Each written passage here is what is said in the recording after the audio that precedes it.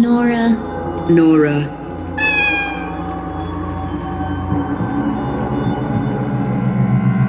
Welcome back to Aesthetic, where we navigate the flow, dynamics, emotion, and the subtle rhythm of life.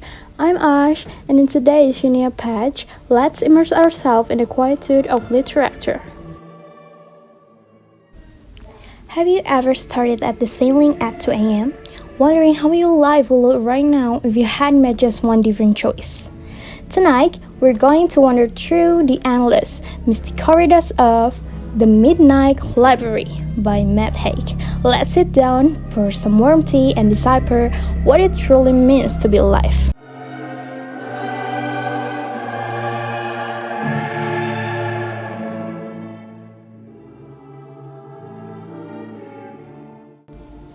This book introduces us to Nora Sid. Nora is a brilliant woman, but she is drowning in a sea of her own regrets. She feels like she has let everyone down: her father, her ex-fiancé, her brother, and most importantly, herself. Reaching her absolute breaking point, she decided to end her life. But instead of darkness, she wakes up in a place where time stands still. Library that exists between life and death, where the self's gone forever, managed by her old school librarian, Mrs. Elm. Every single book on this infinite selves represents a parallel reality. It's a literal multiverse of what-ifs. Mrs. Elm hands her the Book of Regrets, a heavy, painful volume listing every single thing Nora ever wished she did differently. But the magic of the library is this: Nora is allowed to close the Book of Regrets, pick a new book from the shelf, and instantly step into that alternative life. She gets to undo her regrets. In one life, she never quit swimming and became an Olympic medalist. In another, she stayed with her ex-fiancé and managed a cozy country pub.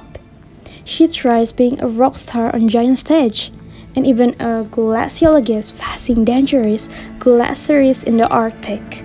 It sounds like a dream, right? To get a second chance at every crosspath. But as Nora soon discovers, changing the script of your past doesn't automatically guarantee a happy ending. Abracadabra. Wait, what's happening? From this profound reading experience, I've extracted 4 fundamental pillars that make this fiction feel so instantly real. The illusion of the perfect life.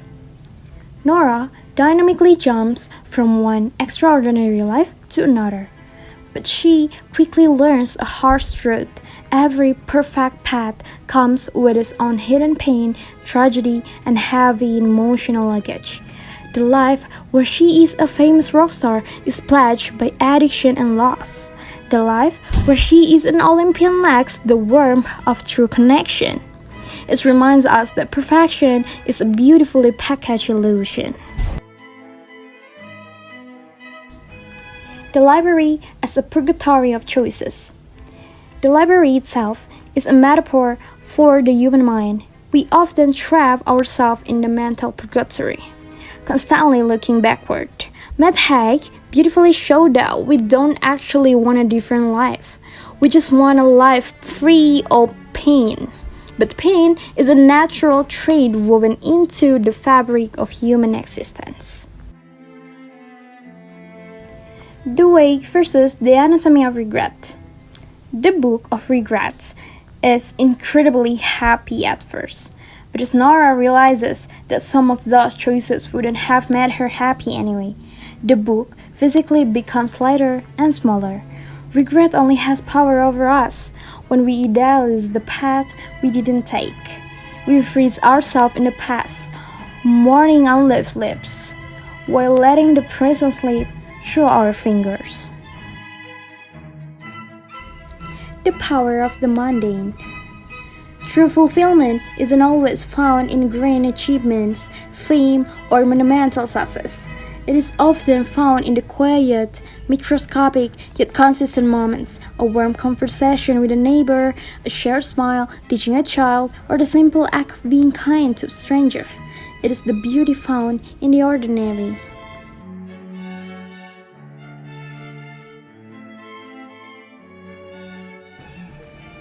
As a window into our reflection today, this narrative resonated deeply with my heart and my path as a literacy ambassador.